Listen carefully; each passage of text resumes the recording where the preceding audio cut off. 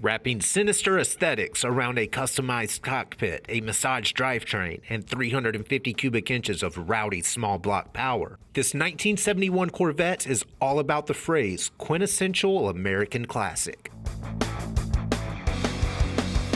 A solid gem that rolled only 50,000 miles before its detailed restoration.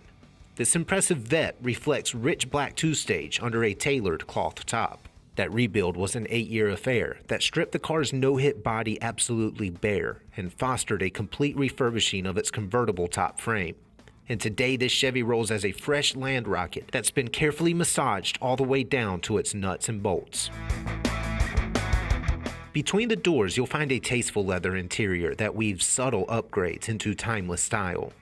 Fully rebuilt seats kick off the car's Oyster color scheme. A contoured dash hangs restored gauges next to Delco AM/FM audio, and a long shifter is the main feature of the thin console.